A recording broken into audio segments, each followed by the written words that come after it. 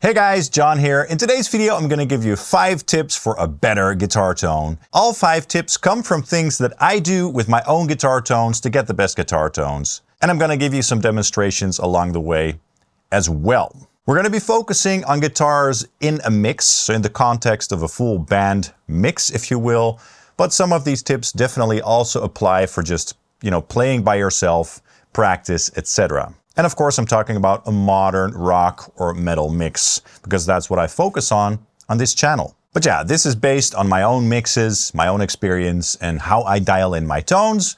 Of course, I'm talking about all the tones that you can hear on my channel. And for my channel, it's very important that you guys get an honest representation of how an amplifier or a guitar sounds like. And that's why I don't do a lot of processing on my guitars. So I like to keep my guitars very clean in terms of post-processing and stuff like that. But we'll talk about that in a minute. Anyway, all of these principles apply to myself as well, and I swear by them. All right, let's start with number 1. And number 1 would be get a tube amplifier. Now hear me out, guys. I can already hear you guys clicking away. Why would I get a tube amplifier? Modelers are so awesome and so close these days. Yes, modelers are great. I have a ton of them. I use them. They're a lot of fun, very useful. But let me tell you a little story, okay? The story of when I got my first tube amplifier of this collection. I had 1 or 2 tube amps 20 years ago with my old band. But let's say around 9 or 10 years ago or so, when I started this channel, I started it just by using modelers. I had my Fractal Audio XFX2, which was great. I had a lot of fun with it. But then a friend of mine, Kevin, he was like, why not just get 1 tube amplifier? Just so you can experience that thing again. And I was like, fair enough. I want to check out another tube amplifier. So I bought, I think, a couple, of which I kept 1. And immediately I noticed, because I hadn't played tube amps for years prior to that moment. And immediately I was like, whoa, this is so different. It sounded different to me. I do think that there is a sonic difference between a real analog tube amplifier and modeling platforms. How small that difference in a lot of cases may be, but there still is a difference. Also in terms of the workflow, of how it looks, all of that. So the whole experience of working with a tube amplifier is a lot of fun and quite different than working with a modeler. I find myself with a lot of modelers, tweaking the amp sim and the controls just to get it to sound as close as possible to the real deal. And if you're using the real deal, there's no question that it sounds real, because it is real. Whether you're using a load box with an IR, which is great, I've done that for years, or a real mic'd cab as I'm doing now, for most of the videos in which I use analog tube amplifiers anyway. But you just turn on the amp, twiddle some knobs, and it sounds awesome. And with amp sims, a lot of times I find myself questioning, is this right? It doesn't sound exactly right, it doesn't feel exactly right. And there's none of that with a real tube amplifier, if you get a good one, that is. Or an amplifier that suits your personal needs. So getting at least 1 tube amplifier will kind of bring you back to the baseline of where it all came from, where all that digital modeling came from. And it will give you a fresh perspective. And because of that, you'll learn how to dial in modelers easier as well, because you'll know better what you're looking for in your tone, because you know how an amplifier, a tube amplifier sounds and reacts and feels. And then if you know that, and if you're familiar with that, you'll also know better how to get that out of your amp sims, or at least how to get closer to that without just endless, mindless tweaking, if you will. Now let's take a very quick listen to a session that I've loaded up here. This is a session of my Kiesel Joker guitar, my custom Kiesel Aries, and I used my Zuta GBG 120 tube amplifier for this. For the rhythm tone, we have 6 tracks going on, 2 rhythm guitars basically, with 3 mics each. I have an ISO cab, my Grossmann Fatbox 1x12 that I love dearly, with my V30. I don't know exactly if this was my V30. I usually use my V30. Could have been my Jesus Demon, because I like that speaker a lot. I can't remember. But yeah, of course, again, with the load box and an IR, you can also get a great tone with the tube amp. I'm using a real cabinet here. Let's take a listen, first in the mix and then isolated guitars. And yeah, let's take a listen.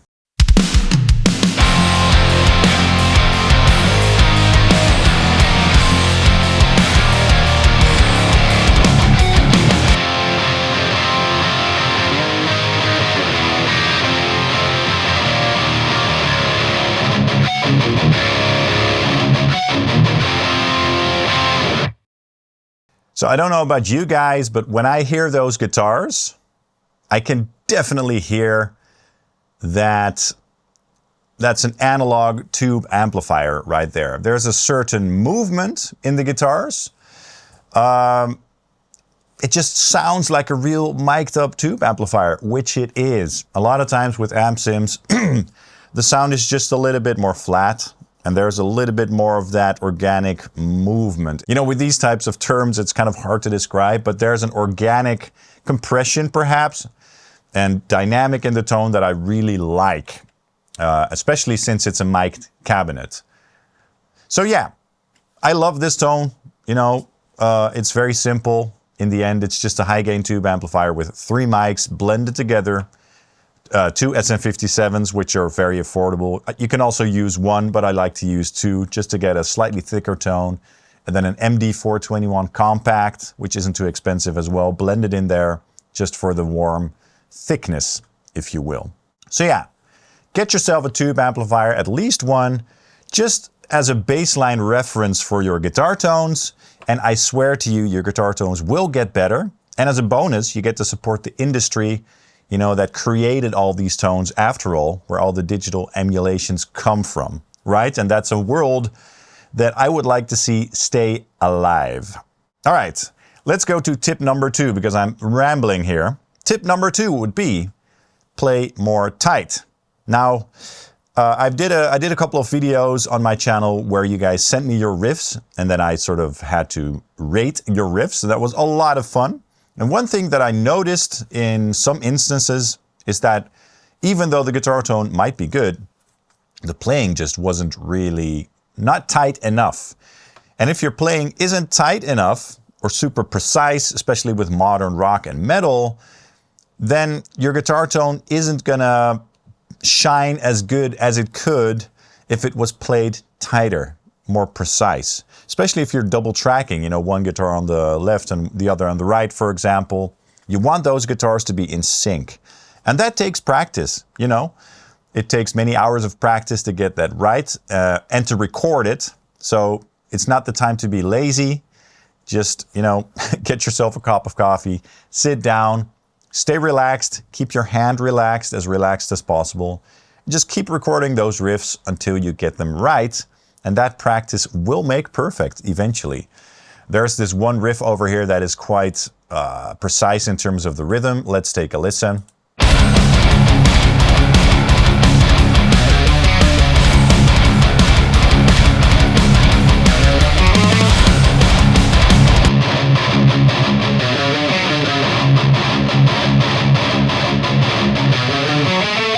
Of course, there are little like differences between the sides. It's never 100% perfect, but I always aim to get everything tight and aligned so that it's just more in your face, sounds more professional. Yeah, and that's just very important. And it starts with the playing. It starts with the source. And if the playing is either, you know, not intonated properly, which can also be an issue, so tune your guitar, or not timed properly, you know, it's not going to sound as professional as you'd want. So make sure that your playing is tight and in sync if you're double tracking. That's an important one as well. Now this point is very important when it comes to guitar tone, okay?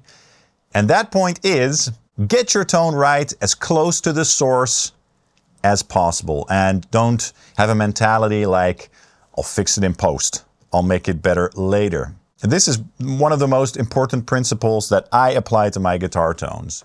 If a guitar tone isn't right, if I'm recording something or reamping something and in the DAW, I notice like, it's a little off, it's a little bit too shrill. First, I'll go back to the amplifier. So, you know, after the guitar, that is the source of your tone, right? And then if it is too harsh or shrill, I turn down the treble, turn down the presence, record again, take a listen. You know, track them twice, even if it's, you know, sloppy playing, just so you can hear that tone, okay? Take another listen. If it does sound good, great. Sometimes it's about the speaker or the mic. In my case, the mic balances. So if it's a little bit too shrill, for example, I will turn down the brighter SM57 because they're both placed differently on the speaker. One is a little bit warmer, the other one's a little bit brighter. and just change the balance, for example. When I was working a lot with the load box and IRs, I would go back and change the IR. If you're using my IRs, for example, or IRs from Ownhammer, they often have various shades of brightness, different speaker types, etc. And then you can go in and dial in the amp a little bit, change the IR or your mic positions, and try to fix the tone that way, rather than using EQ, because using a lot of EQ can definitely sound unnatural on guitars, in my opinion. So I try to avoid using EQ at all cost. That's just a very important principle that I always apply. So go back as close to the source as possible and try to fix your tone there if it isn't good enough. So tweak your amplifier, tweak the IR or the real speaker or mic positions, etc., and try to fix it there. Now, a little bit of processing here and there, of course, doesn't hurt. I mean, sometimes, this was an example, I don't do this often, but with this riff here, there's a lot of low end going on, as you can see here, because the thorium pickup in that Kiesel has a lot of low end, and that Zuta amplifier has a lot of low end as well. So we can take a look at the processing that I have going on here. We have a low cut going on, which I always do in a full mix, just to get rid of that excess low end that is supposed to be left open for the bass and the kick drum. And then one more thing that I almost never do on my guitars, but I did in this instance, is I loaded up Pro Q4 from FabFilter, and I took care of some of those low-end resonances, you know. So this is a dynamic EQ, basically, the spectral function. Let's take a listen.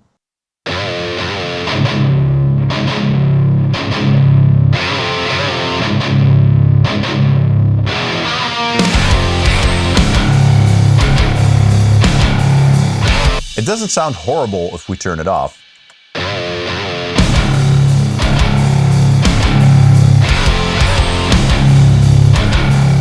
Sounds pretty thunderous, right? But in this case, I felt like I didn't want the guitars to overpower the bass guitar too much. And if you use dynamic EQ like this, it's going to be very subtle to the ear. So it's only going to take out those resonant, low rumbling frequencies at points where those frequencies cross a certain threshold, right? But that's something that I almost never do, but in this case, I felt it was necessary. Other than that, there's no EQ on the guitars. In 99% of my guitar tones, I don't even do this. So I do this very rarely. I usually only do a high-pass filter just to remove that low-end sub-rumble, you know, that is better to leave for the bass guitar and the kick drum.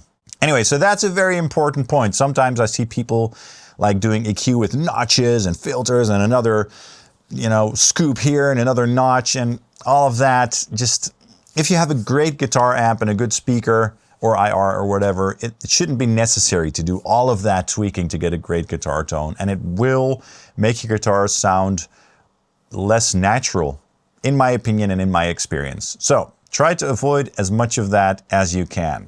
All right, the next point would be, make sure that the drums that you're using, whether it's a real drummer or a fake drummer, sound good, because those are going to have an impact on your guitar tone as well. Good sounding drums leave room for the guitars. Guitars are mid-range instruments primarily. Of course, there's some top end and some bottom end, but there's a lot happening in the mid-range.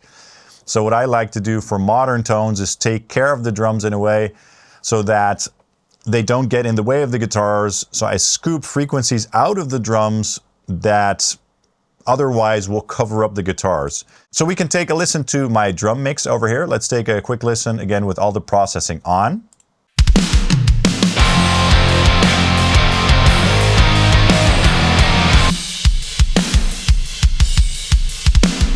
So there's plenty happening in the top end, there's a lot of bottom end in the kick drum, etc., but it doesn't sound very like honky in the mids. So let's see what happens if I turn off all the processing. I did a drum mix comparison a little while ago of my Superior Drummer sounds. If you're interested, this mix is probably quite similar. So all the processing on the drums is off. Let me turn that down a couple decibels. And now let's take a listen.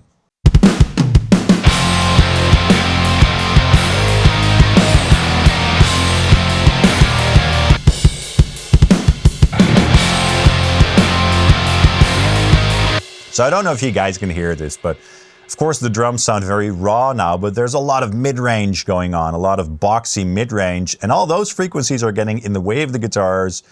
And no matter how good your guitars sound, your mix is never going to sound professional if you have drums that aren't processed properly. A lot of drum plugins have cool presets like Easy Drummer and stuff, where you can load up a sound that is pretty mix ready, but a lot of times they do still need a little bit of work, in my opinion, so just so that they work well in your environment, in your mix with your guitars, etc. So practice that, work on that, and make sure that the drums sound good, because your guitars will sound better because of it as well. Now, my final point, and you'll probably see this one coming, is make sure that the bass guitar sounds good. If your bass guitar doesn't sound good, your guitars are not going to sound in balance. Of course, the bass guitar takes care of all the low end, and some of the mixes that you guys sent me either had no bass guitar or the bass very low in the mix.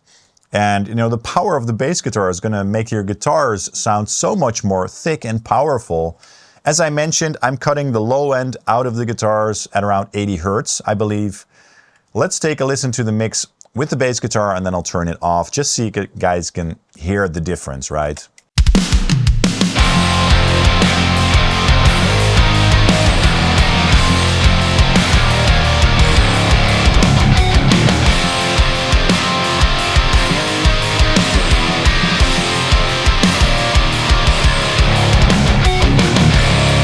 So when the bass guitar was turned off, all that power in the low end was gone, right? Now this is my bass tone. Let's take a listen to the isolated bass.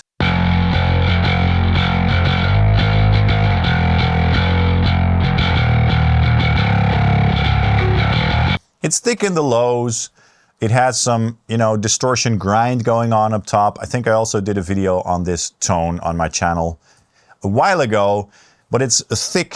It's nice and compressed. It also has some clarity that gives the bass guitar definition, between those heavy guitars, so you can hear the pick attack and stuff like that. And the lows are thick. So this is a very nice bass tone, I think. I like this bass tone a lot, as it's what I use for most of my projects. But if your guitar sounds weak, for example, let's turn off the drive. I can do that with this automation feature over here. It's still a good bass sound, but it's not going to sound as powerful.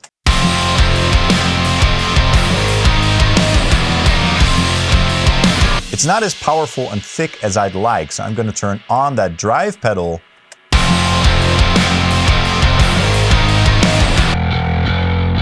And immediately the bass has more presence. So make sure that the bass is intonated properly, of course. It's played well, just as tightly as the guitars. And that it sounds good with a thick bottom end, not too honky, so make sure that there aren't weird resonant frequencies going on in the mids, for example. Sometimes that does happen with basses. And for heavy styles, maybe blend in some overdrive to get more definition in the mids, just so that you can hear the pick attack a little bit more and that it fills up the wall of sound nicely, if you will. So those were my 5 tips on creating a better guitar tone. I hope this helps. I hope this gives some insight into my process as well, and how I like to work and make my guitars sound great. I mean, I like my guitar tones. You might not like them, of course, but this is my sound. And I hope that these tips are useful for you as well. Let me know your thoughts in the comments down below. I'd love to know. If you want to support this channel, you can do so by hitting the like and subscribe buttons, as that really helps the channel out. But you can also get something in my affiliate links for Thomann or Sweetwater, or get something in my web store like a capture pack or an IR pack or whatnot. And of course, also follow me on Facebook and Instagram. Thank you guys so much for watching, and I hope to see you soon. Cheers.